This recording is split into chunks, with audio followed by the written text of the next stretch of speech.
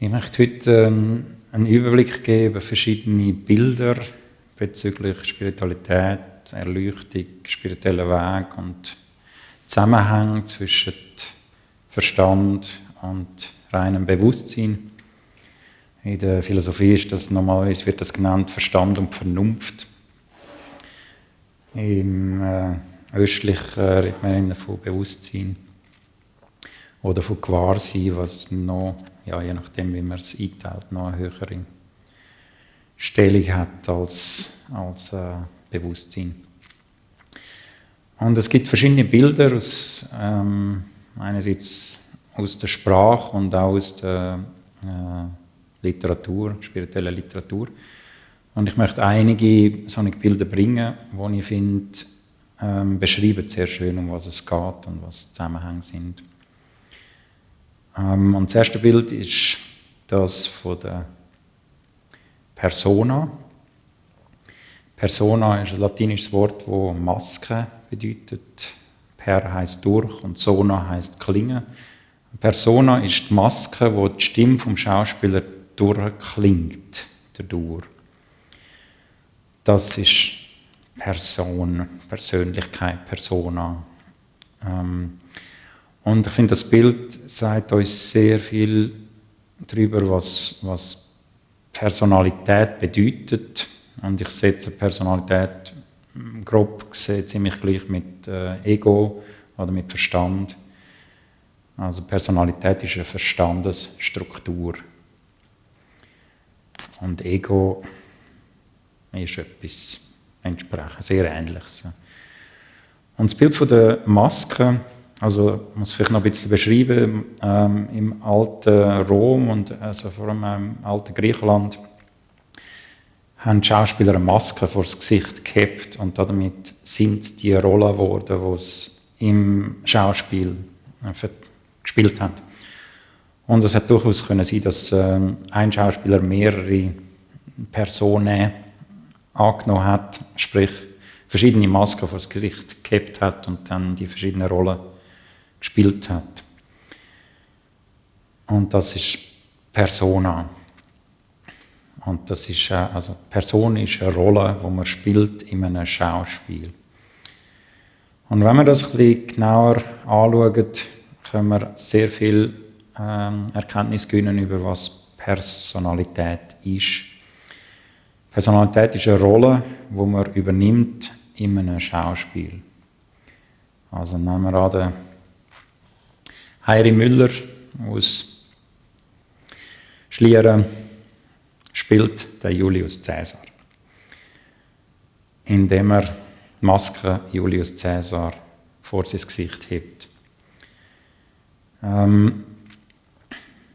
Das zeigt uns schon sehr viel über die Tätigkeit vom Verstand. Der Verstand verdeckt Wirklichkeit, die Maske verdeckt das Gesicht vom Schauspieler. Und der Verstand verdeckt nicht nur die Wirklichkeit, sondern er ersetzt die Wirklichkeit. Er behauptet, ich bin das, was wirklich ist. Das ist eine zweifache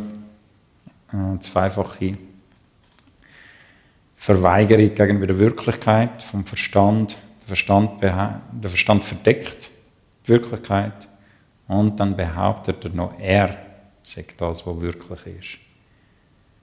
Also wenn man einem Schauspiel beiwohnt und ständig den Heiri Müller sieht mit der Julius Caesar Maske, dann ist man nicht wirklich mit dabei. Dann die Idee von einer Persona, von einer Maske ist, die Wirklichkeit zu verdecken und die Wirklichkeit zudem noch zu ersetzen. Und das ist das, was der Verstand macht. Es ist ein Rückzug von der Wirklichkeit und es ist dann zudem noch Behauptung, das, was der Verstand behauptet, sei die Wirklichkeit. Und das ist die klassische Definition in den indischen Schriften bezüglich Verblendung. Verblendung ist zu meinen, das, was ist, sage ich nicht, und das, was nicht ist, sage ich. Verblendung ist zu meinen, Julius Caesar sei und Heiri Müller sei nicht. Das ist die Definition von Verblendung aus den alten indischen Schriften. Und das passt sehr gut auf Persona. Persona behauptet, sie sei das Eigentliche und macht das, indem sie es überdeckt und ersetzt. Und wenn wir weiter schauen, in dem Maskenbild, mit der Maske ist eine ganze Welt gegeben. Mit der Maske von Julius Caesar ist die Welt von Julius Caesar gegeben.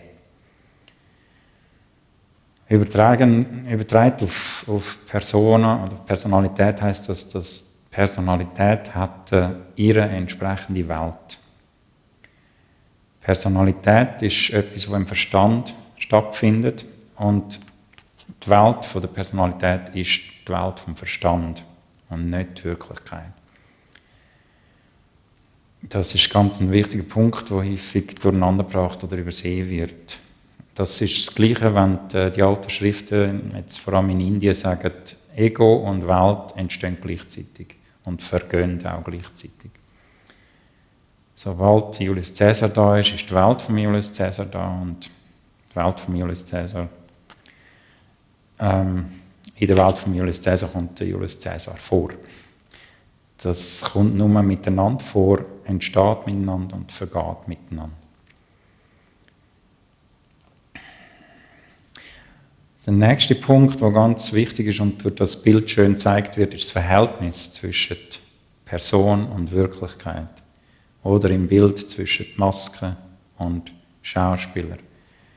Wenn wir das Bild so anwenden, dass man sagt, der Schauspieler ist die Wirklichkeit, die Persona, die Maske ist die Person, dann stellt sich die Frage, in welchem Zusammenhang stehen die? Und ein extrem wichtiger Punkt diesbezüglich ist, dass der Julius Caesar sich noch so anstrengen und sich vervollkommnen und spirituelle Kurs besuchen. Er wird nie der Heiri Müller. Und das bedeutet, übertragen auf den spirituellen Prozess, es gibt an der Person nichts zu tun. Und die Person kann nicht in die Wirklichkeit kommen. Die Person ist eine Struktur im Verstand und kommt außerhalb vom Verstand nicht vor. Und außerhalb der Welt vom Verstand. Und die Person kann sich nicht spirituell so weiterbilden, dass sie irgendwann in die Wirklichkeit kommt. Anders gesagt, es gibt keine erleuchtete Person. Erleuchtung ist das Ende vom Personsein. Das klingt jetzt ein bisschen fatal, aber der positive Gehalt von dieser Erkenntnis ist, der spirituelle Weg ist nicht eine Selbstverbesserung. Es geht nicht darum, dass die Person sich immer mehr verbessert, bis sie irgendwann so vollkommen ist, dass sie dann erleuchtet. Das ist nicht der spirituelle Weg. Radikal gesagt bedeutet das, an der Person zu arbeiten, ist keine spirituelle Praxis. Und die Person verbessern ist nicht nötig für Erleuchtung. Und das ist eine riesige Befreiung, das zu wissen und auch zu beachten. Man muss sich nicht vervollkommnen, damit Erleuchtung stattfindet. Das hat nichts miteinander zu tun. Umgekehrt sind Erleuchtete ja keine vollkommenen Personen. Auch das ist ein Missverständnis, das viele Probleme mit sich führen kann. Wenn irgendwelche Vorstellungen rum sind von Erleuchteten, sind die perfekten Personen. Das ist nicht der Fall. Es hat nichts miteinander zu tun. Und eben, weder wird der Heiri Müller der Julius Caesar, noch kann der Julius Caesar durch irgendwelche Anstrengungen der Heiri Müller werden. Das ist nicht das Verhältnis von sogenanntem unerleuchteten Zustand und sogenanntem erleuchteten Zustand. Es gibt nichts zu tun in der Personalität. Das heisst nicht, dass es nicht fruchtbar sein kann, im personalen Bereich zu arbeiten für spirituelle Prozesse. Es kann sein, dass es hilfreich ist, im Personalen zu arbeiten, für kann man so sagen, Konstellationen erreichen, die förderlich sind, am eigentlichen Ziel in die Wirklichkeit kommen. Erleuchtung ist das Einlassen vom Sein, von der Wirklichkeit. Und das soll die Ausrichtung und auch der Fokus und der Stand sein, wo man im spirituellen Weg einnimmt. Und aus dem Stand heraus und aus dem Blickwinkel heraus kann es förderlich sein, im Personalen zu arbeiten. Aber es führt nicht aus dem Personalen raus, wenn man im Personalen rein mit dem Personalen schafft. Das stärkt das Personalen, statt dass das Personalen so gelockert wird, dass das Licht von der Wirklichkeit hineinscheinen. Der Julius Caesar kann sich noch so anstrengen, er wird nie der Heiri Müller. Und das ist nicht der Weg, der gemeint ist. Damit der Heiri Müller sein kann, muss er die Masken abnehmen und nicht als Julius Caesar versuchen, zum Heiri Müller zu gelangen. Es ist ein absolutes Missverständnis, wo die Verblendung stärkt. Wenn der Heiri Müller meint, er müsse als Julius Caesar etwas unternehmen, zum Heiri Müller werden, dann hat er den Zusammenhang nicht begriffen. Dann ist er gefangen im Julius Caesar sein. Also als Person kommt man nicht über Person raus. Man kann aber aus der Wirklichkeit fruchtbar mit personalen Strukturen arbeiten. Aber das ist nur dann fruchtbar, wenn man den Stand außerhalb vom Personalen nimmt und bewusst von dem Stand her mit dem Personalen schafft. Das ist fruchtbare Arbeit mit Personalem. Aber es geht in keiner Weise im spirituellen Weg um Verbesserung von Person. Das ist eine Stärkung von der Person, die den Durchbruch verhindert. Wenn ich gefangen bin, um ein einfaches Beispiel zu machen, wenn ich gefangen bin von «ich bin ein schlechter Mensch», dann kann ich die Überzeugung, ich bin ein guter Mensch, dem entgegenstellen und so ins Lot kommen von diesen beiden Überzeugungen. Aber wenn ich dann einfach genau gleich, wie ich früher die Überzeugung habe, ich bin ein schlechter Mensch, nachher die Überzeugung habe, ich bin ein guter Mensch, bin ich immer noch gleich weit. Ich habe Überzeugungen. Aber was das, wenn ich zu fest nach links lehne, wenn ich dann eine Weile lang zu fest nach rechts lehne, komme ich in die Mitte. Und Mitte lässt Transzendenz mehr zu als Identifikationen, eben, ich bin ein schlechter Mensch, ich bin ein guter Mensch. Also, es kann, das nenne ich korrektive Methoden. Korrektive Methoden sind, wenn man etwas korrigiert, indem man das Gegenteil statuiert oder stärkt und so ins Lot kommt. Das Ziel ist aber nicht das Gegenteil, sondern das Ziel ist das Lot. Wenn ich im Lot bin, dann kann eine Transzendierung stattfinden, nicht sogenannte Transzendierung. Dann hat die Wirklichkeit Chancen, da zu sein. Das Zweite, was das mit diesen beiden Überzeugungen deutlich zeigt, ist, dass es vielfach der Fall ist, dass Leiden Leute auf den spirituellen Weg bringt. Und eben, ich bin ein schlechter Mensch, ist genau gleich eine Überzeugung wie ich bin ein guter Mensch. Aber mit «ich bin ein guter Mensch» haben viele Menschen weniger ein Problem als mit «ich bin ein schlechter Mensch». Und das bedeutet, es sind beide in der gleichen Weise Überzeugungen, aber die Überzeugung «ich bin ein guter Mensch» hat fast noch eine Gefahr drin, weil sie die Selbstgefälligkeit mehr fördert als «ich bin ein schlechter Mensch». Spirituell betrachtet sind beides in genau gleicher Weise Überzeugungen und damit Bindungen. Aber ich bin ein schlechter Mensch, lässt mich weniger Ruhe und Selbstzufrieden in dem verbleiben, in dieser Überzeugung, als die Überzeugung, ich bin ein guter Mensch. Darum gibt es Ansätze oder Aussagen von spirituellen Leuten, die sagen, Leiden kann sehr hilfreich sein für die Transformation. Ich würde es nicht zum Selbstzweck erheben, aber es kann Es gibt Personalität, die in sich ruht. Das ist ja nichts Schlechtes oder so, aber es ist eine stabile Personalität, die einfach mit sich zufrieden ist trotz der Zufriedenheit eine Personalität. Und das hat nichts zu tun mit Erleuchtung. Was wiederum ein weiterer Punkt ist, Streben nach Zufriedenheit oder nach Bequemlichkeit oder nach das Guthaben im Leben ist ein Personalstreben und nicht das Streben nach Erleuchtung.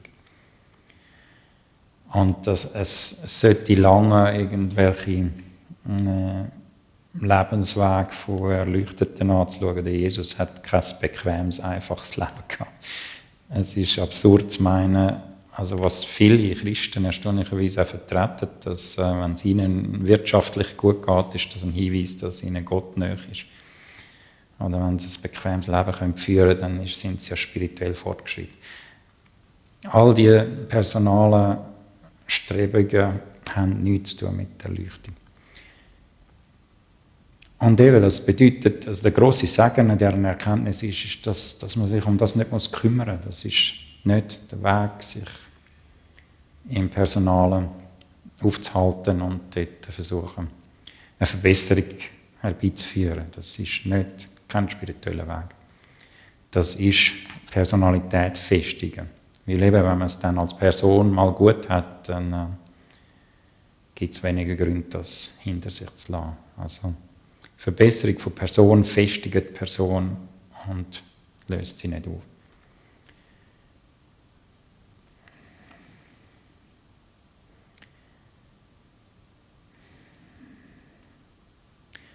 Jetzt ist noch etwas gekommen zu diesem Punkt.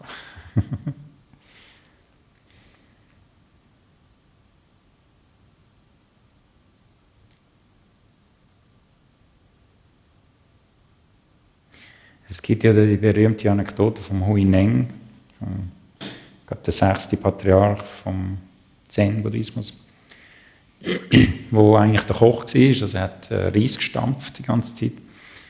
Und dann hat der Patriarch gesagt, es sollen alle ein Gedicht schreiben. Und der das spirituellste Gedicht schreibt, der ist der nächste Patriarch. Und dann hat der ganz gebildete Hauptschüler vom Patriarch ein Gedicht im Gang zum Speisesaal, glaube ich, hat er ein Gedicht hergeschrieben, das irgendwie war, der Verstand ist ein Spiegel und die Halterung vom Spiegel ist der Körper und wir müssen den Spiegel so lange polieren, bis er die Wahrheit spiegelt und nichts anderes. Irgendwas. Ihr seht wahrscheinlich die Parallelen. Der Huineng war Analphabet. Und als er angekommen ist, hat der Patriarch gesagt, ab in die Küche. Und das wäre es dann gewesen. Für ein 3/4 Jahr war er am Reis stampfen. Aber er hat dann irgendjemand geholt und gesagt, könntest du bitte mein Gedicht nebenher schreiben? Und sein Gedicht war, ich weiss es nicht mehr wörtlich, der Ständer vom Spiegel ist zerschlagen und es gibt keinen Spiegel. Was soll da gespiegelt werden? Irgend so in die Richtung. Und der Patriarch hat das Gedicht von dem gelehrten Schüler extrem gelobt und in der Nacht hat er den Huineng zu sich gerufen und hat ihm seine Schüsseln und seine Roben gegeben. Also hat das Patriarchenamt am Huineng übergeben und gesagt, und jetzt flüchte in die Berge, weil die anderen werden dir ans Leben gehen. Und der Huineng war gerade 25 Jahre im Verborgenen, bevor er angefangen hat unterrichten. Der andere Schüler hat dann auch ein paar von seinen Schülern dem Huineng nachgeschickt, mit dem Auftrag, ihn umzubringen. Sie sind im Huineng seine Schüler geworden. Das ist so eine sehr berühmte Anekdote bezüglich dem eben der Spiegel polieren, bis er nur noch die Wahrheit widerspiegelt. Das ist die perfekte Person. Es ist eine Illusion, man wird keine perfekte Person erreichen. Und eine perfekte Person ist der Inbegriff von Personalität und nicht die Transzendenz von Personalität. Und eben die grosse Befreiung ist, es gibt dort nichts zu tun. Personalität ist eine grosse Hilfe, um mit konkreten Sachen zu arbeiten. Personale Sachen können sehr dominant sein und sehr deutlich. Und durch das habe ich Themen vor Augen, wenn sich Personalität zeigt, die ich dann bearbeiten und frei werden von ihnen. Aber das kann ich nur, wenn ich den Stand außerhalb der Personalität nehme, nämlich in der Wirklichkeit. Also mit der Personalität kann man sehr fruchtbar arbeiten, aber nicht aus der Personalität heraus, sondern aus der Wirklichkeit heraus. Also fruchtbare Klärungsarbeit ist den Stand in der Wirklichkeit nehmen und schauen, was steht dem entgegen, was hindert mich 100% im Sein oder in der Wirklichkeit sein. Und es wird wahrscheinlich etwas kommen, eine Weile lang. Und dann kann man das klären, damit man wieder den reinen Stand in der Wirklichkeit kann haben. Das ist spirituelle Praxis und nicht die Verbesserung der Person. Und der Heiri Müller muss einfach erkennen, er ist nicht der Julius Caesar, nie gewesen und wird es nie sein. Ihr seid keine Personen, ihr werdet nie Personen sein. Es ist nicht möglich.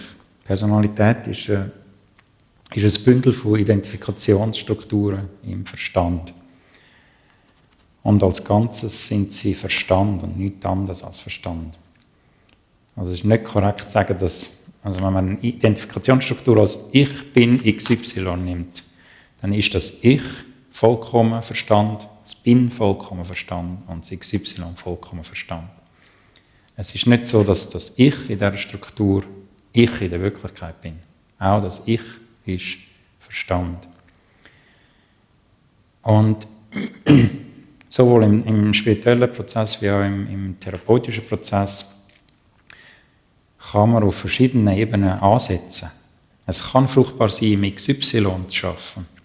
Eben, ich bin ein guter Mensch als Entgegenstellung zu ich bin ein schlechter Mensch, kann eine Entspannung bewirken und durch das kann die Wirklichkeit stärker da sein. Dann arbeite ich nur mit XY. Ich bin nicht mehr ein schlechter Mensch, sondern ich bin ein guter Mensch. Dadurch wird aber die ganze Struktur entspannt. Und dadurch hat es mehr Ritze, dass das Licht von der Wahrheit kann hineinscheinen. Der nächste Schritt ist, und es gibt viele Menschen, wo man nicht anders arbeiten kann als auf diese Art, und es ist fruchtbar zu arbeiten. Also, das ist ein weiteres Missverständnis, dass man Sachen zu früh über Bord wirft und sich selber blockiert.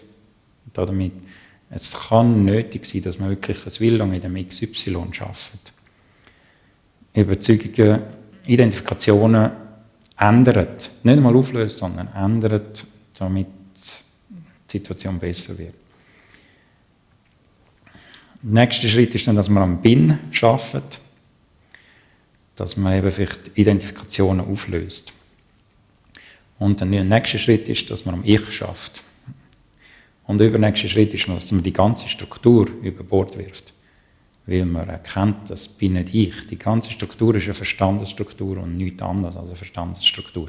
Und jeder Teil von dieser Verstandesstruktur ist Verstand und nichts anderes als Verstand. Und wahrscheinlich kann man diesen Schritt gar nicht ganz unterscheiden vom Bin-Auflösen-Schritt.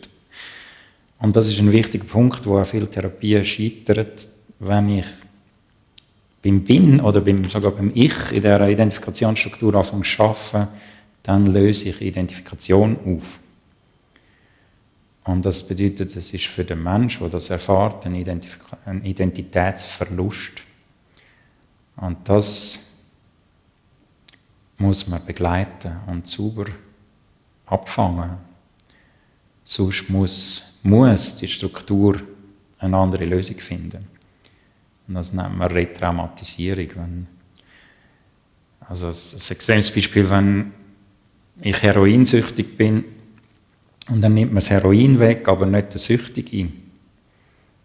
gut, vielleicht hätte ich mit Schoki müssen anfangen, um dann zum Heroin zu kommen. Aber wenn das Ich, der Süchtige, nicht abgebaut wird, dann wird er müssen ein anderes XY finden, um wieder eine gesunde Struktur zu haben, in Anführungszeichen, eine ganze Struktur. Und sonst ist es eine Zerstörung von dem Menschen, weil der Mensch ist in dem Moment in dieser Identifikationsstruktur inne. Er ist nicht identifiziert mit dieser Struktur, das kann er nicht sein. Es ist nicht so, dass die Wirklichkeit sich mit diesen Verstandesstrukturen identifiziert, sondern Identifikation ist eine Verstandesstruktur. Das Ich kommt nur im Verstand vor. Aber der Mensch, der in dieser Struktur ist, meint, er sei das Ich in dieser Verstandesstruktur, in dieser Identifikationsstruktur. Und wenn jetzt XY genommen wird, dann ist das Ich, dann ist die Struktur nicht mehr ganz. Dann muss das Ich ein anderes XY finden.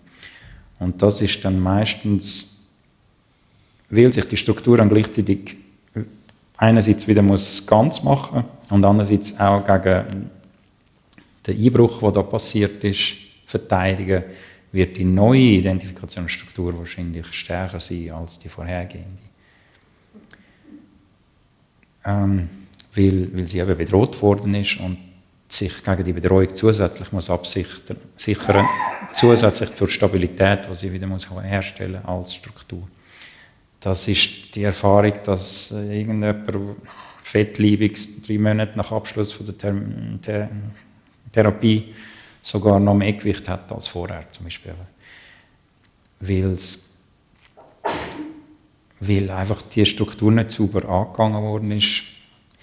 Und eben, die Struktur wird dann noch gestützt von anderen gleichartigen Strukturen.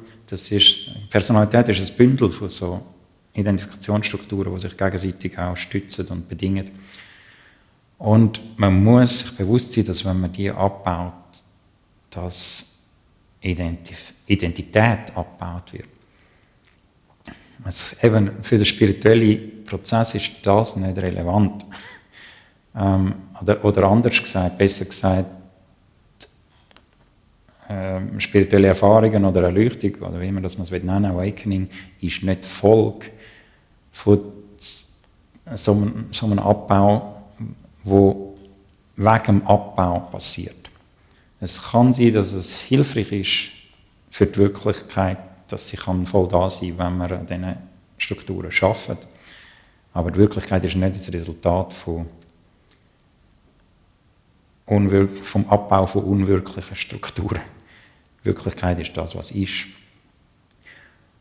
Und dass das kann da sein, kann es eben hilfreich sein, bei diesen Strukturen zu arbeiten, aber nicht eben Wirklichkeit ist nicht das Resultat von der Arbeit an diesen Strukturen. Und je weniger dass man an diesen Strukturen arbeiten geht, desto besser eigentlich. Wenn man es schafft, einfach die Wirklichkeit sein zu lassen, dann ist man Wirklichkeit. Und das sollte der Ausgangspunkt sein. Und nur wenn das nicht realisierbar ist, kann man schauen, was für Strukturen erscheinen da, wo wir einreden, sie sagen die Wirklichkeit. Das ist spirituelle Arbeit, dass man alle Strukturen, die sich aufdrängen und Wirklichkeit verdrängen, so angeht, dass sie keine Relevanz mehr haben. Das ist spirituelle Arbeit und nicht die Verbesserung von der Person. Der Julius Caesar wird nie Heiri Müller werden. Und er muss auch nicht. Heiri Müller ist da, wenn er die Masken ablehnt. Damit ist es erledigt. Und was ganz ein interessanter Punkt ist, damit ist die Maske die Maske. Aber man kann nicht auch sagen, die Maske lebt dann weiter in dem Theater. Das, ja, kann man sagen. Es ist für die Wirklichkeit kein Hindernis, dass da personale Geschichten ablaufen. Und die Wirklichkeit hat kein Bedürfnis, die Geschichten zu beenden oder abzuwürgen. das ist irrelevant und keine Behinderung. Ja. Oder nochmal anders gesagt, Dualismus ist für Non-Dualismus kein Problem. Oder die Welt und alles ist für Gott kein Problem. Und man muss nicht die Welt wegmachen, um Gott da lassen. Gott ist da. Wenn man die Verweigerung gegenüber der Wirklichkeit aufgibt, loslässt, dann ist die Wirklichkeit da. Es geht nicht anders. Der Verstand ist ein Trick, sich gegenüber der Wirklichkeit zu verweigern, ohne aus der Wirklichkeit rauszufallen. Weil wenn man aus der Wirklichkeit raussteigen würde, wäre man nichts. Man kann die Wirklichkeit nicht verlassen, wenn man dann unwirklich ist. Aber der Verstand ist ein Trick, sich gegenüber der Wirklichkeit zu verweigern, ohne sie wirklich zu verlassen. Der Verstand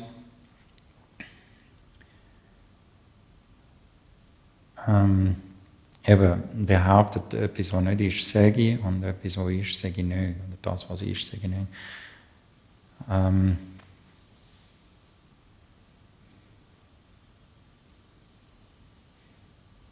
Und der Verstand ist durch das Selbstentfremdung. Das ist ein wichtiger Punkt. Wenn ich Verstandesstrukturen als Verstandesstrukturen sehe, sprich als das, was sie sind, dann meine ich nicht mehr, sie sagen die Wirklichkeit. Also der Verstand muss sich selber fremd sein, damit er sich aufrechterhalten kann. Das ist die grundlegende Struktur vom Ego.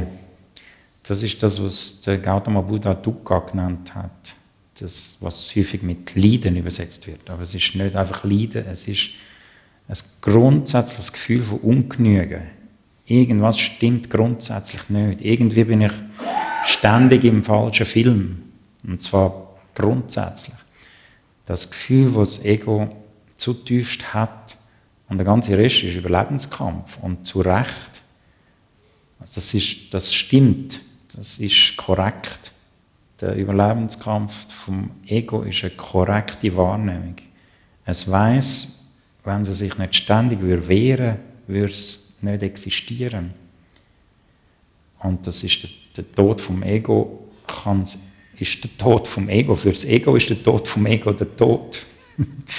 Und das will das Ego nicht. Also ist der ganze Rest ist ein Überlebenskampf. Wenn wir den Verstand als das erkennen, was er ist, dann kommt er heim. Und das ist das, was auch das Ego sich wünscht. Endlich heimzukommen. Aber gleichzeitig kann er sich das nicht erlauben, weil es das Ende ist von ihm. Und das ist ein riesen, also das ist ein grundsätzlicher Zwist im Zentrum vom Ego oder von der Person, wo eben ständiges Leiden ist, ständiges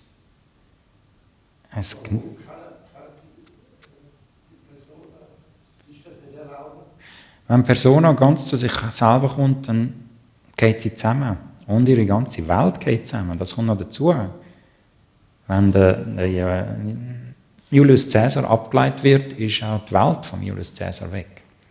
Alles stirbt. Das kann Panik auslösen. Es ist gesund, wenn das Panik auslöst. Für die Strukturen. Und das ist korrekt, dass sie sich wehren gegen das. Also es geht auch nicht um Verurteilung vom Ego oder irgendwas, sondern einfach um zu sehen, was ist. Das Ego oder der Verstand existiert in der Wirklichkeit, aber als Verstand. Es ist das gleiche Verhältnis wie zu einer Illusion oder zu einem Irrtum. Vielleicht ist Irrtum noch besser. Das Ego ist ein Irrtum. Solange ihr den Irrtum nicht als Irrtum erkennt, hat er Macht über euch. Sobald ihr den Irrtum als das erkennt, was er ist, und ihn damit zu sich selber bringt, er kommt heim. Sobald ihr den Irrtum erkennt als Irrtum, hat er keine Macht mehr über euch. Es ist einfach ein Irrtum. Und es ist dann egal, ob er noch da ist, irgendwo, oder nicht mehr. Er hat keine Macht mehr über dich. Und wenn du den Irrtum angreifen und zerstören und bis aufs Letzte auslöschen, dann hast du nicht verstanden, was er ist. Also das Ego zerstören ist ein deutlicher Hinweis, dass man nicht versteht, um was es geht. Es gibt dort nichts zu tun, außer zu erkennen, was es ist. Wenn man erkennt, was das Ego ist, dann kommt das Ego heim, dann kommt es im Frieden. Aber es ist gleich wie die Motte, wo sich zur Flamme sehnt. Die Verwirklichung von ihrem Sehnen wird von der Motte nur teilweise erlebt. Und das ist die Vollendung vom Sehnen. Und die Motte wird Licht. Es wird rasch funkeln. Das ist das, was die Motte sich wünscht. Und es ist die Vollendung von ihrem Wunsch. Und sie ist nicht mehr rum, weil sie Licht geworden ist. In dem Moment, wo sie verbrennt, ist sie selber Licht. Das ist das, was sich das Ego wünscht und Angst hat davor, berechtigterweise. Und dann ist man mit dem Wunsch und der Angst im Clinch und kommt nicht mehr davon los. Das ist Dukkha. Und was noch dazu kommt, ist, dass es kein linearer Prozess ist. Es ist keine lineare Entwicklung. Vom Julius Caesar zum Henry Müller gibt es keinen linearen Weg. Der Julius Caesar kann sich nicht so lange verändern, bis er Henry Müller ist. Er muss springen. Er muss zugrunde gehen. Also, und das finde ich ein ganz wichtiger Punkt. Die Strukturen haben Recht, wenn sie Angst haben vor dem, weil es ist ihr Ende. Die Persona, die sich sträubt gegen die Selbstaufgabe, hat einen berechtigten Widerstand. Aber gleichzeitig ist das die Erfüllung von ihrem einzigen Sehnen, was sie hat, was sie wirklich hat. Und dann fängt die Persona an, irgendwie im Aussen den Ersatz zu finden und festigt sich damit noch mehr. Und die Nonlinearität, die ich vorher angesprochen habe, macht es halt für die Persona unter Umständen auch sehr schwierig, weil sie nicht weiss, auch wenn sie noch springen würde, sie kann nicht über sich selber ausspringen. Da ist eine Diskontinuität, wo es gibt kein Leiterli, das vom Verstand herausführt, das im Verstand hineinsteht und herausführt in die Wirklichkeit. Das Ablegen der Masken ist nicht oder der Übergang vom Julius Caesar. Es gibt keinen Übergang vom Julius Caesar zum Henry Müller. Und jegliche Meinung, es gäbe da einen linearen Prozess, ist zum Scheitern verurteilt. Es gibt keinen linearen Prozess von der Person in der Erleuchtung. Es gibt keinen linearen Prozess vom Julius Caesar zum Henry Müller. Es ist viel einfacher als das. Wenn der Henry Müller Masken ableitet, ist der Julius Caesar inexistent. Und der Henry Müller war nie Julius Caesar und wird nie Julius Caesar sein. Es ist ein Missverständnis, das bereinigt wird, wenn die Personalität aufgelöst wird, weil sie zu sich selber kommt. Und eben das zu sich selber kommen, wenn man einen Irrtum als Irrtum erkennt, dann ist der Irrtum, was er ist. Er kommt zu sich selber. Wenn die Persona zu sich selber kommt, ist sie das, was sie ist. Und damit ist sie erledigt. Wieso soll ich meinen, ich sei ein Bündel von Identifikationen und mich in dem hinein bewegen und dann in eine Welt hineinkommen, wo aus lauter gleichartigen Bündeln besteht, lauter Klumpen, die irgendwelche Eigenschaften haben und Gegenständlichkeit. Das ist nicht verlockend, wenn man sieht, was ist. Und es ist dann egal, ob das noch irgendwo rum ist. Ich kann das auch jemandem präsentieren, wenn er das von mir verlangt. Ich habe kein Problem, als Person jemandem zu erscheinen.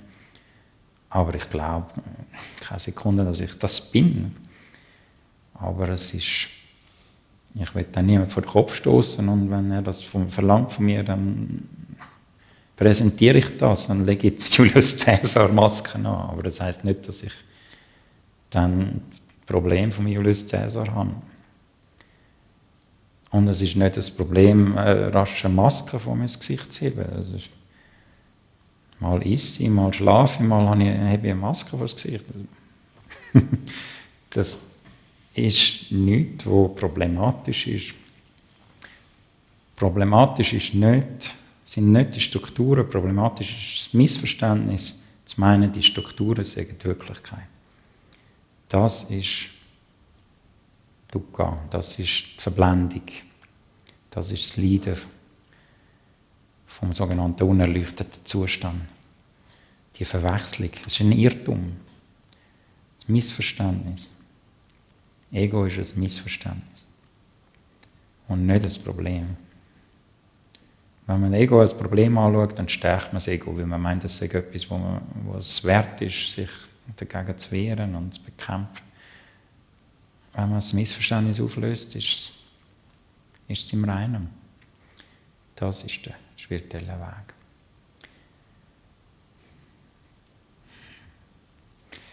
Ich glaube, damit ist das erste Bild mal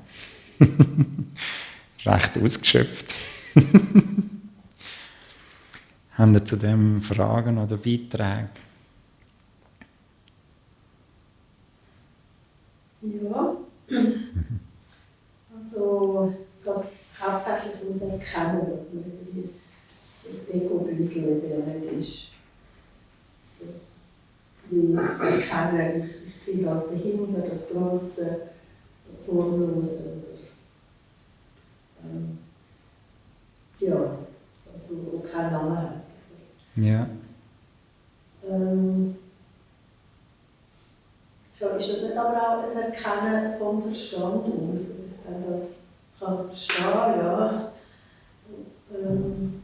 das verstehe ich alles, dass ich das nicht bin. Also von mir aus gesehen habe ich auch Erfahrungen, wo es einfach still ist und leer und von dort her kommt für mich auch eine Gewissheit. Nicht nur das Erkennen, sondern eine Gewissheit, dass ich weiss, was ich bin.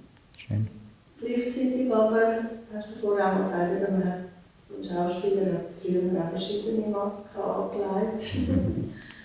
Und ich finde, so im Leben gibt es einige Masken, die ich anlege und ich genau weiss, ja, das ist jetzt mein Spiel heute. Also wo ich wirklich nicht so fest da drin bin. Aber es gibt andere Masken, so für das Muttersein, wo ich irgendwie viel mehr wieder so mitziehen will. Die sieht, was du jetzt gerade beschrieben hast, ist nicht eine Person.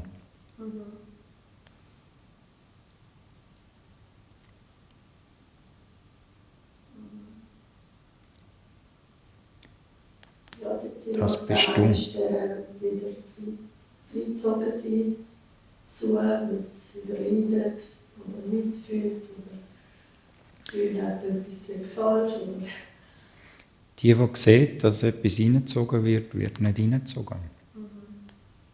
Das ist, wer du bist.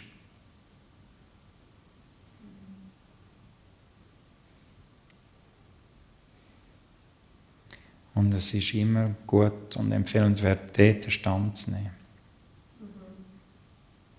Das andere ist lärmig und dramatisch und heuscht so Aufmerksamkeit. Und dann kann es leicht passieren, dass man nur noch dort drinnen ist. Aber sie, die das sieht, ist nicht dort drinnen, sonst können sie es nicht sehen. Das ist, wer du bist. Und das ist dann Training auch. Es ist, das habe ich lange nicht so verstanden. Wieso soll man Erleuchtung trainieren müssen? Aber also, ich meine, Erleuchtung ist, was es ist, aber es braucht Training. Es braucht, ich finde ein gutes Bild, den Geschmack kennenlernen von ihr, die das sieht. Sie, die das sieht, die Identifikationstendenzen, ist nicht in der Identifikation drinnen. Und ich nenne es Stand, ja, oder es ist immer gefährlich, dass man mit dem lokal, also mit örtlichen Sachen oder mit Substanzen schaffen. Substanzen, Ort, Zeit, gibt es alles nur im Verstand. Also das reine Bewusstsein ist nicht eine andere Substanz als der Verstand, weder der Verstand noch das reine Bewusstsein. Es sind Substanzen. Und sie sind auch nicht Zustände von Substanzen. Also wir haben keinen Verstand und wir haben kein reines Bewusstsein. Verstand ist eine Sichtweise oder ein Stand eben, oder eine Perspektive ist auch noch ein gutes Wort. Und das reine Bewusstsein ist eine andere Perspektive, ein anderer Stand, eine andere Art zu schauen. Art zu schauen ist vielleicht auch noch gut. Ist das verständlich? Also, das mit Substanzen, mit Eigenschaften und Substanzen, mit Zuständen, das ist alles sehr klumpig. Das ist der Verstand. Also auch wenn du meinst, das reine Bewusstsein sei eine andere Substanz als der Verstand, das ist Verstandesdenken. Und weder Verstand noch reines Bewusstsein sind Substanzen. Also eben, ich finde, man kann es so am besten mit Perspektive, Stand, Haltung. Haltung finde ich auch schön, weil es auch etwas Verkörpertes drin hat. Also, meine Haltung heisst, ich stand an. Ich nehme meinen Stand ein. Und eben, wenn jemand da ist oder etwas, oder wenn das Gesehen da ist ein Sog, der in eine Identifikation hineinziehen will, bedeutet das, dass der Stand, der das sieht, nicht in dem Sog hinein ist. Und das ist dein Stand. Und von dem kannst du den Geschmack kennenlernen und sich entfalten lassen. Also da helfen dann auch Visualisationen, dass man das wirklich, dass man reinsinkt zum Beispiel, oder dass man es ausdehnen lässt, expandieren lässt, alles durchdringen lässt. Also ja, reinsinken lässt, also wie kann ich mir das vorstellen? Ja, Was ist ein Stand und ich sinke da drin? Also ganz konkret, in dem Moment, wo du feststellst, da gibt es eine Tendenz, die in eine Identifikationsstruktur hineinziehen will, bedeutet das, in dem Moment, du bist nicht, mindestens nicht vollständig, aber nein, es gibt einen Teil, der absolut nicht hineingezogen ist. Und das ist, wer du bist. Und dem dann mehr Raum geben. Oder wenn du eben nicht kannst, wenn du keinen Zugang, oder meinst, du hast keinen Zugang, kannst du auch ein bisschen hineinsinken. Und wenn du weißt, dass du dort den Stand hast, dann lass es ausdehnen, lass es alles durchdringen, was dir begegnen. Und lerne den Geschmack kennen, damit du es wiedererkennst. Es ist auch ein Wiedererkennen. Das wird auch in den Schriften so bezeichnet. Also der Platon hat jede wahre Erkenntnis hat er Wiedererkennen genannt. Wiedererkennen, wer du eigentlich bist, ist Erkenntnis. Alles andere ist irgendwelches Verstandeszeug.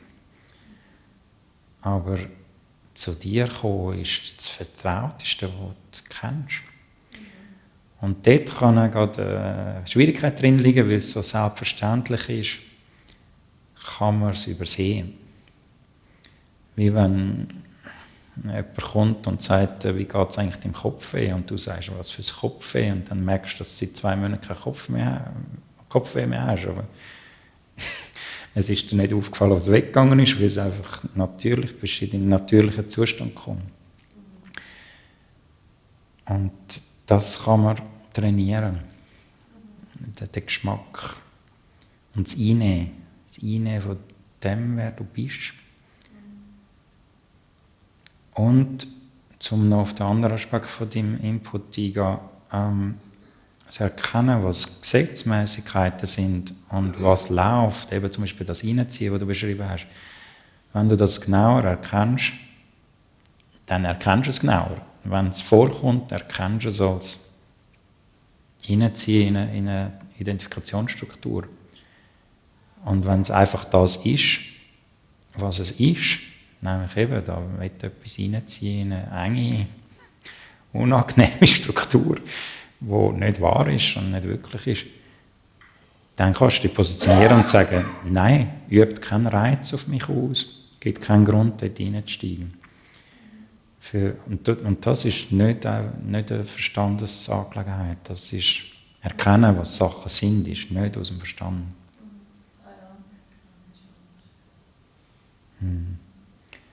Und eben die Strukturen dürfen sein, was sie sind. Sie möchten dann nur erblühen. Ein bisschen da sein, ein bisschen Sein erfahren. Und sie sind recht unbeholfen drin und es ist nicht erfüllend.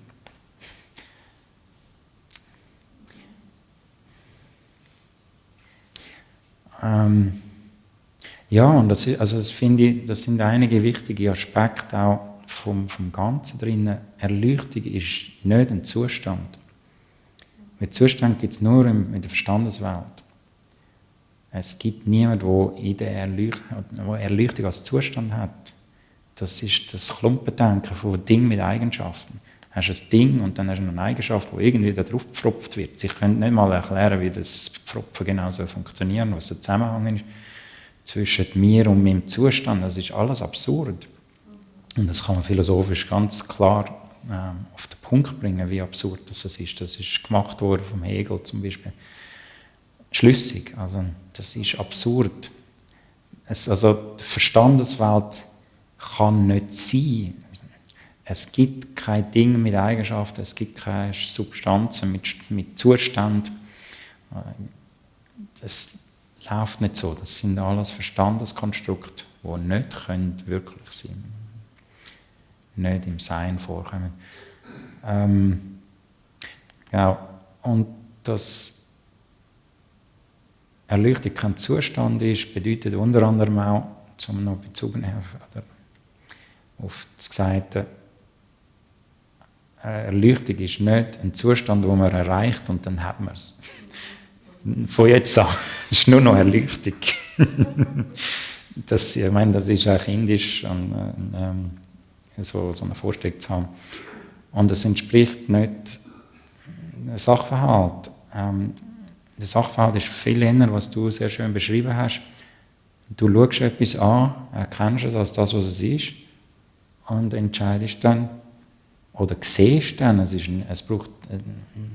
gibt nicht mal mehr eine Entscheidung, es ist klar, was du für einen Stand hast zu dem, weil du es als das siehst, was es ist, und du bist, was ist. Und dann siehst du, du hast eine jämmerliche Struktur, die reinziehen will, damit man dann in diesem Konstrukt drin ist. Und ich bin da. Und es gibt keinen Grund, dort hineinzusteigen. Und damit fällt es weg. Sehr vieles fällt einfach weg. Und mit der Zeit, mit genug Training, fällt es immer schneller weg. Und dann Nisargadatta Maharaj, dann sagt er etwas, er ist mal gefragt worden, ob bei ihm nie Verstand auftaucht. Und er hat gesagt, mal sicher, aber auf Englisch, I discard it immediately as non-existent. Also ich schmeiße es sofort als nicht wirklich. Also sogar jemand wie der Nisargadatta hat keinen Verstand mehr. Also wir haben Verstand nicht. Eben, das sind, es kommt auch bei ihm, taucht es noch auf. Und er sieht es als das, was es ist, und discardet es. Ich weiß nicht, was die deutsche Übersetzung ist, schmeißen. Discarden heisst als ungültig erklären oder weg damit. Und das ist ein Prozess, das ist Training, das ist alltäglicher Prozess, ja. Wo aber es wird der Prozess von der Wirklichkeit. Es ist ja nicht so, dass du da ein Klumpen bist und dir begegnet ein anderer Klumpen. Es ist der Prozess von der Wirklichkeit, wo auch das vorkommt drin. Es ist alles am Blubbern, unter anderem auch Verstandesstrukturen. Möchten auch mal kurz sein. Und das ist kein Problem. Und diese Haltung trainiert man, ja. Und was du beschreibst, und das finde ich wichtig, dass du das siehst, die das feststellt, ist nicht drinnen. Die das feststellt, ist im klaren Bewusstsein. Es kann auch ein grosses Hindernis für den Prozess sein, zu meinen, das klare Bewusstsein sei irgendetwas Abgefahrenes, das entweder nur die einen erreichen oder irgendwie so ein Dauerorgasmus oder einen ewigen LSD-Trip. Ich meine, lieber nicht. Also, Erleuchtung ist etwas sehr, sehr Bodenständiges und sehr Alltägliches. Und zum nochmal auf den Aspekt zu kommen, von der Erkenntnis, eben, das ist nicht das Verstandeserkennen, sondern es ist ein Sehen, was ist, sieht, was ist, und sieht es als das, was es ist. Damit ist alles bei sich selber. Es ist, was es ist. Und nichts gibt erfolgreich vor, es sei etwas anderes, als was es ist. Nämlich, was es nicht ist. Und das ist ein weiterer Punkt. Es gibt keine Begegnung im Verstand. Was nicht ist, kann nicht mit etwas anderem, was nicht ist, eine innige Begegnung haben. Wenn was ist, da ist und sich voll zeigt, als was ist, dann ist es Ganzes und dann ist auch ein Fluss da. Also wenn ich vorher gesagt habe, Erleuchtung ist nichts Abgefahrenes, dann heisst es nicht, dass es nicht mind-blowing Qualities hat. Es ist eine riesige Feier. Was ist, feiert sich selber. Nisa Gadata ist mal gefragt worden, ob es bei ihm auch Putscha gäbe in seinem Ashram. Putscha ist so eine Verehrungszeremonie, genau. Und dann Nisa Gadata hat zu Rankas gegeben, aber natürlich.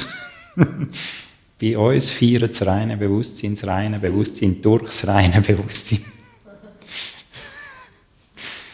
Und sie hat wahrscheinlich eher etwas sehr Klumpiges gemeint.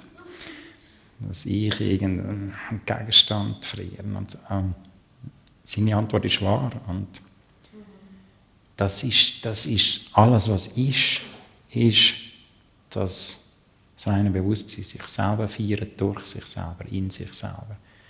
Das ist alles, was ist. Und es ist eine Feier. Und was voll in dieser Feier drin ist, erfahrt die Feier als Feier.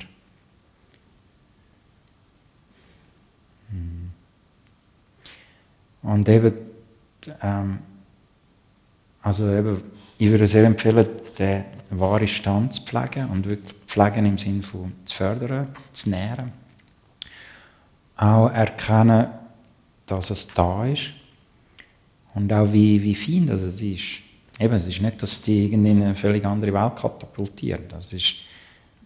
Es kann spirituelle Erfahrungen geben, die sich so präsentieren, aber die Präsentation ist nicht das Eigentliche. Erleuchtung ist kein endloser LSD-Trip. Also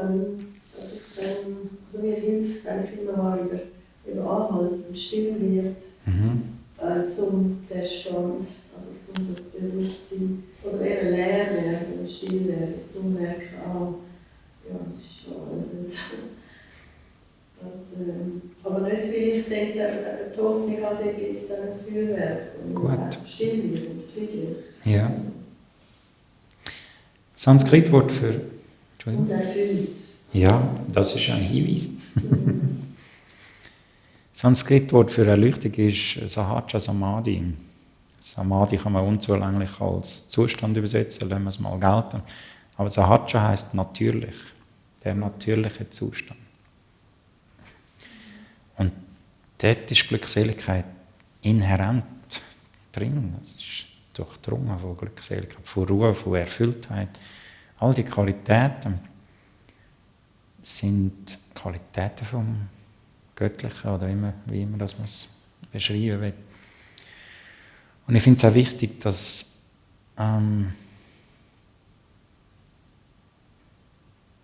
dir zu sagen, dass dort besteht, die sieht, da gibt es einen Strudel, der reinziehen will, ist nicht im Strudel, sondern in der Klarheit. Es gibt nur eine Klarheit. Und wenn du dort den Stand hast, bist in der Klarheit und sogar mehr als in der Klarheit, du bist Klarheit. Du bist dann ein Ausdruck von dieser Klarheit. Und das ist etwas sehr anderes, als im Strudel hineinzuziehen. Und eben, wenn du im Strudel hinein bist, erscheint der Strudel nicht mehr als Strudel, sondern als dramatische Welt oder was auch immer. Also wenn nur die Klarheit sieht der Strudel als das, was er ist, nämlich Strudel, und würdigt ihn auch als das, was er ist. Wenn du drinnen bist, würdigst du den Strudel nicht, weil du gar nicht mehr im Strudel gewahr bist. Du bist seinem ganzen Inhalt gewahr und seinem ganzen Drama und Lärm. Aber das ist nicht Würdigung vom Strudel. Also man kann so weit gehen, um zu sagen, das Ego wird erst gewürdigt, wenn es im reinen Bewusstsein gesehen wird.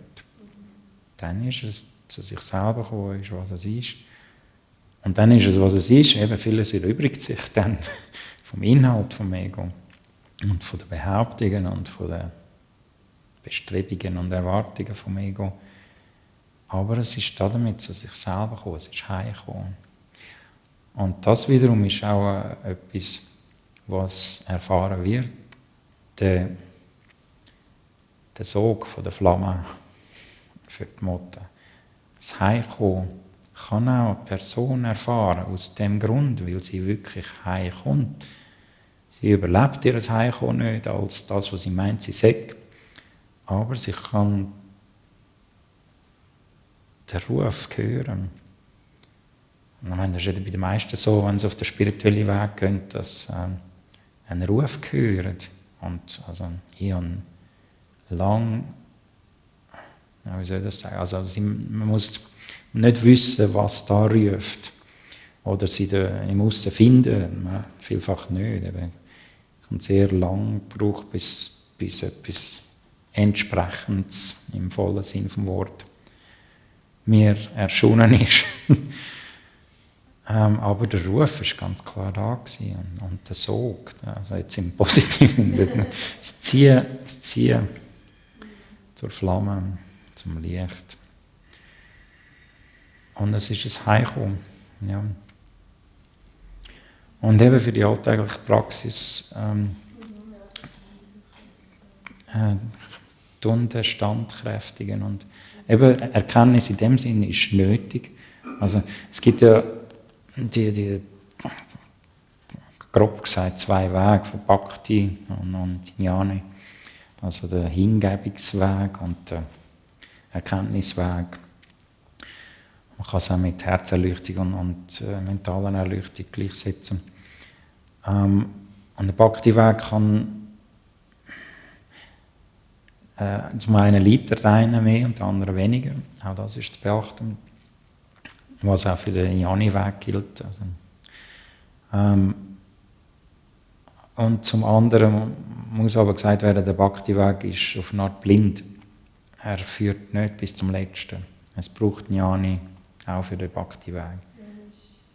Erkenntnis. Entschuldigung. Es braucht der Herzweg lange nicht. Es braucht den Erkenntnisweg. Wie man das genau zusammenstellt, ist dann die Aufgabe von dem, der den Weg begleitet. Aber Hingebung allein lange nicht. Und mit fortgeschrittener, eben, ein Stück weit ist Hingabe, kann sehr fruchtbar sein. Es ist ein sehr schneller Weg, wenn man es schafft, einfach alles loszulassen aus Hingabe.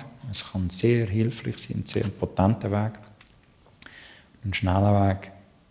Aber irgendwann geht es nicht weiter. Und wenn man dort dann beharrt auf dem Hingabeweg, dann pathologisiert man es. Dann wird es abgewürgt und verwürgt. Und das ist eben, es ist für den, der mit drin ist, sehr schwierig zu erkennen. Für das braucht man wirklich eine Begleitung, die den ganzen Weg sieht und kann sagen, das, was bis jetzt fruchtbar war und gegolten hat sogar auch, ist jetzt nicht mehr fruchtbar und gilt auch nicht mehr. Gautama Buddha hat gesagt, seine Lehre ist ein Boot. Ohne Boot kommst du nicht über den reissenden Fluss, aber es wäre absurd, am anderen Ufer das Boot zu schultern und mitzuschleppen. Also eine Methode hat eine Aufgabe. Und wenn die Aufgabe erfüllt ist, dann lass sie zurück. Gautama Buddha hat gesagt, meine ganze Lehre ist nichts anderes als das. Lass sie zurück, wenn sie nicht mehr hilfreich ist. Und das ist wichtig, der Hingabeweg braucht Erkenntnis, damit der Weg abgeschlossen werden kann. Und wenn man nicht im richtigen Moment die Methode von der Hingabe zurücklässt, und eben das heisst, dass alles anders ist. Also von einem Hingabeweg in einen Erkenntnisweg zu wechseln, ist ziemlich ein Schritt. Wo wahrscheinlich der Schritt selber ziemlich gut begleitet muss werden, dass das nicht eben dann Murks Resultat gibt. Aber es ist wichtig, dass eben, ich glaube, ich kann es darlegen, die Sachen sehen, was ist nicht Hingabe, sondern Erkenntnis. Und ja, eben Hingabe kann wirklich blind sein. Ich liebe alle und alles ist eins, das lange nicht. Was ist differenziert. Und als was ist es eins. Es gibt nur eins, was ist. Aber das ist kein Einheitsbrei. Ja. Ich möchte dazu noch etwas fragen. Ja. Wie ist das, wenn ich erkannt habe, was ist und nicht nur mit dem Kopf, sondern die Gewissheit habe, mit dem Verstand wissen, Gott, und dann plötzlich ist das wieder alles weg und ich habe das Gefühl, ich weiß überhaupt nicht mehr und das, ja, ich verstand gar nichts mehr und ich weiß irgendwo, ja, du hast es aber doch, du warst ja und ja, das ist ja auch irgendwie da, aber es ist wie verpulvert. Und ich finde das auch nicht irgendwie tragisch, aber ich finde es ein bisschen seltsam. Ich weiß nicht genau, ich kann nur sagen, ja, ist doch egal, du bist sowieso, was du bist. Und, jetzt bist du halt so drauf, ja und? Ich bin dann ein bisschen hilflos. Okay, du hast ganz viele Sachen angesprochen. Ich hoffe, ich bringe alles zusammen. Das, was du ein bisschen seltsam findest, ist das Wunder von der Maya. Maya ist die göttliche Kraft, Phänomen zu produzieren. Also in esoterischen Kreisen heisst es viel, dass Maya irgendwie eine grosse Illusion ist oder so, aber in den Upanishaden und so, Rigveda ist es die göttliche Schöpfungskraft. Maya. Und was du ansprichst, was du das von ich Hans und dann habe ich es wieder absolut nicht, ist Diskontinuität zwischen dem Julius Caesar und dem Henry Müller. Und das ist korrekt, wenn du wahrnimmst, dass es eigentlich keinen Übergang gibt oder keinen Prozess vom einen zum anderen. Es ist da und dann ist es wieder weg. Das ist korrekt. Es gibt keine Verbindung zwischen, oder eben keine Kontinuität zwischen Julius Caesar und Henry Müller. Es ist nicht ein schleichender Übergang von vergiss es immer mehr und am Schluss hast du es verloren, sondern plötzlich ist es wieder weg. Und das kann sehr irritierend sein, das zu erfahren. Und wie schon gesagt, es sind keine Zustände und es sind auch keine Substanzen. Also gang es nicht so an, sondern ich würde es eben ich finde den Ansatz vom Stand oder von der Perspektive, von der Haltung, von der Art zu schauen, das ist viel näher dran, was Bewusstsein wirklich ist, als dass man meint, Bewusstsein sei eine Substanz. Und bewusst oder unbewusst mit Substanzkategorien schafft, wenn man versucht, Bewusstsein zu verstehen. Bewusstsein ist keine Substanz und es ist kein Zustand von irgendwas. Bewusstsein hat mit Haltung zu tun, mit Art zu schauen. Und was du erfährst, wenn du das erfährst, was du beschrieben hast, dann erfährst du das Springen zwischen zwei Haltungen.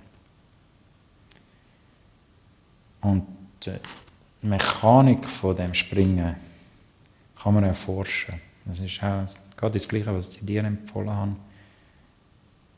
Versuch, darauf zu kommen, was in dem Moment, wo es springt, passiert. Deine Haltung ändert sich.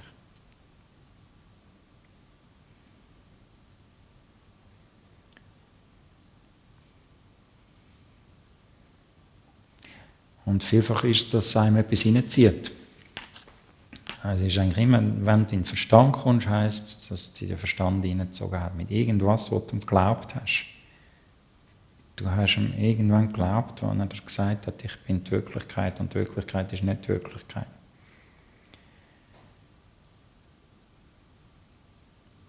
Und am Anfang kann das so schnell gehen, dass man es immer verpasst, den Sprung zwischen den Haltungen.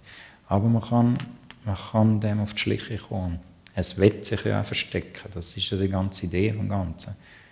Verweigerung gegenüber dem, was ist. Der Verstand ist Verweigerung gegenüber dem, was ist. Das ist, eben Verstand ist eine Haltung und nicht eine Substanz. Und die Haltung ist die Haltung von ich weigere mich gegenüber dem, was ist. Ich verweigere mich gegenüber dem, was ist. Das ist der Verstand. Verstand ist Verweigerung. Also kannst du schauen, was ist in dem Moment, was gesprungen ist, wo ist Verweigerung rum gewesen. Kannst du mit dem irgendetwas anfangen? Okay, gut.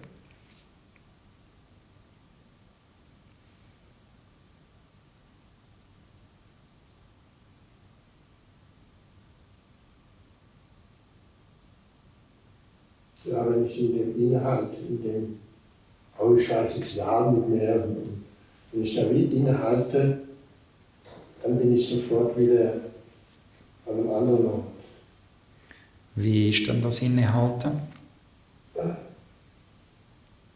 Wenn ich dem nicht so viel Raum gibt, der Verunsicherung,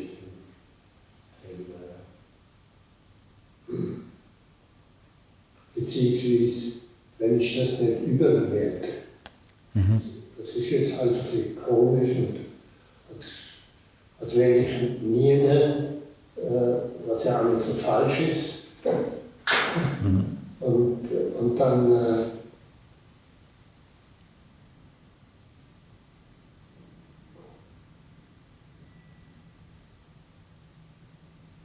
das kann dann sofort wieder,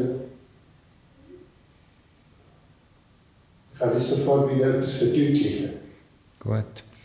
Also spannend wie Ausdruck. Ja. Und das ist dann nur noch so das Gezappel, aber ich stand woanders. Super. Ja. Da haben wir es.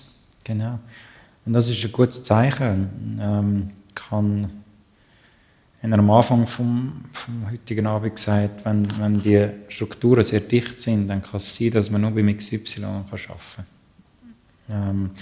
Wenn du fähig bist, deinen Stand außerhalb von dem Gezappel zu nehmen, sprich in dem, was ist, und nicht in dem, was der Verstand vorgibt, heisst das, dass die Strukturen schon sehr lose sind, dass sie immer noch Licht zulassen. Ja, das ist sehr ein gutes Zeichen.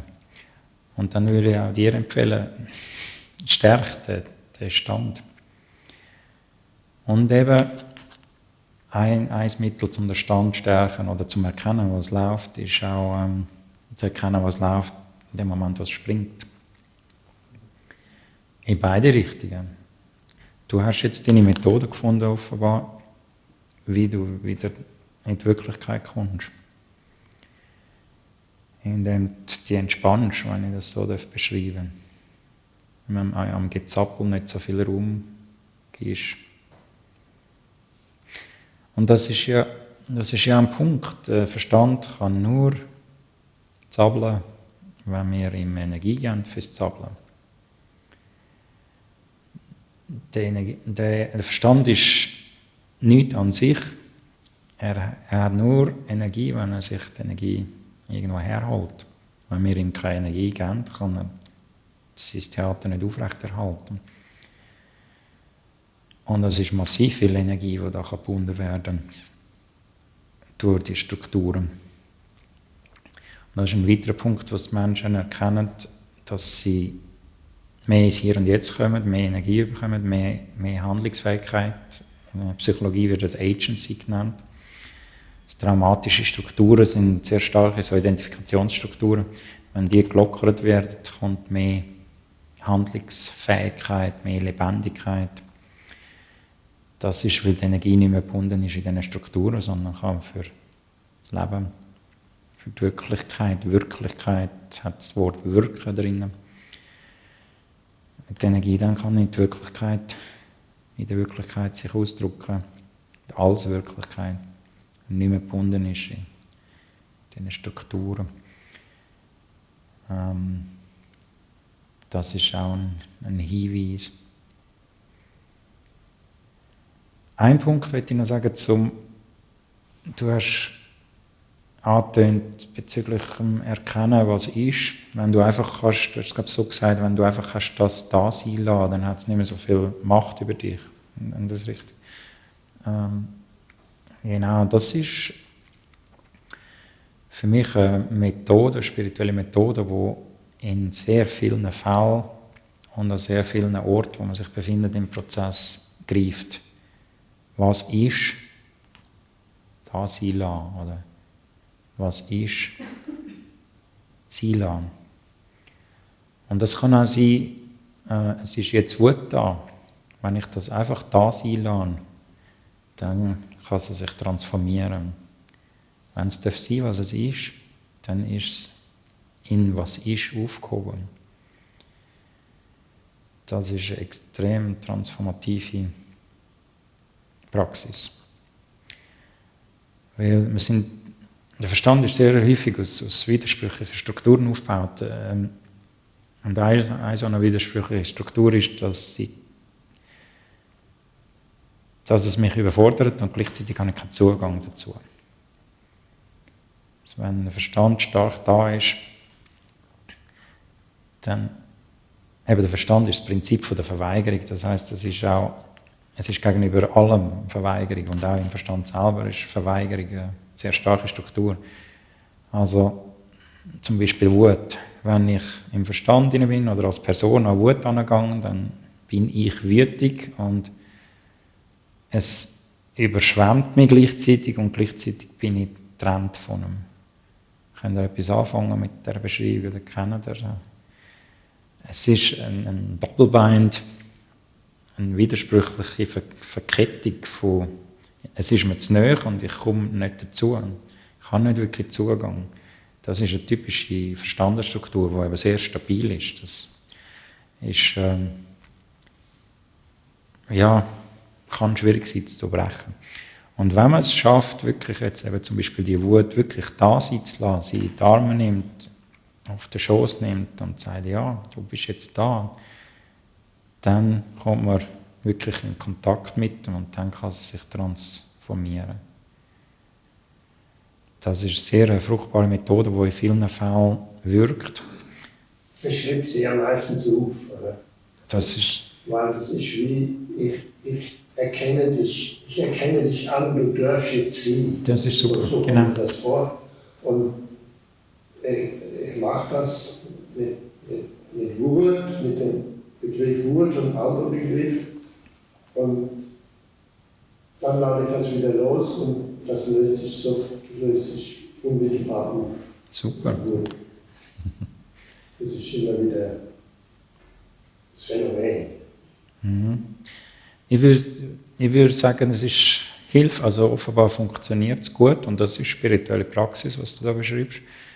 Ich würde sagen, es könnte hilfreich sein für dich, wenn du Gesetzmäßigkeiten und Prinzipien erkennst. Was ich vorher gesagt habe, dass man wirklich auch erkennt, das sind zwei verschiedene Stände, das sind zwei verschiedene Haltungen. Und das eine ist Wirklichkeit und das andere ist Film. Und also auch unter anderem auch dafür, dass man wirklich das wertschätzt und auch Dimensionen sieht und nicht unterschätzt.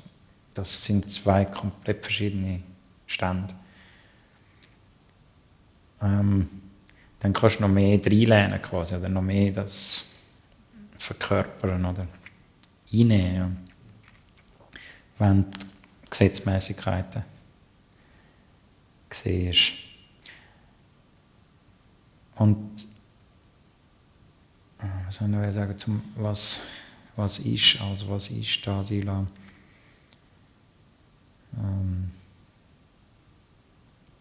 Genau, meine Lehrerin hat immer gesagt, own it, let it go. Also own it heisst wirklich ganz annehmen. Gibt es leider auch keinen wirklich vollständig zufriedenstellenden deutschen Begriff dazu. Also etwas vollständig annehmen, dann kann es gehen. Weil eben der Verstand immer eine Verweigerung ist und dann wird es überwältigen und dann hat man das Gefühl, wenn ich es wirklich an mich heranlasse, würde es mich so überwältigen, dass ich dann sowieso hilflos bin. Darum halten wir es fern, aber durch das Fernhalten bleibt es überwältigend. Wenn man es schafft, einfach das mal wirklich anzulassen. Und sie hat gesagt, wenn es muss sein, hebt ja deinen Meditationsstuhl fest, bis es durch ist, aber lass es einfach durchkommen. Und das ist erstaunlich, wenn man es das erste Mal erlebt, sehr befreiend. Und es übersteigt den Verstand. Das kann der Verstand nicht fassen. Und darum verharrt er in der widersprüchlichen Verweigerung und gleichzeitiger Überforderung, weil er das gar nicht kennt. Man kann nicht im Verstand sein und das auch nicht let it go wirklich passieren lassen. Was wiederum eben heisst, wenn auch nicht let it go wirklich passiert, ist man nicht im Verstand. Mindestens in dieser Hinsicht, in der das passiert, das Geschehen. Und das ist es. Dort ist der Ort, wo wir hergehören.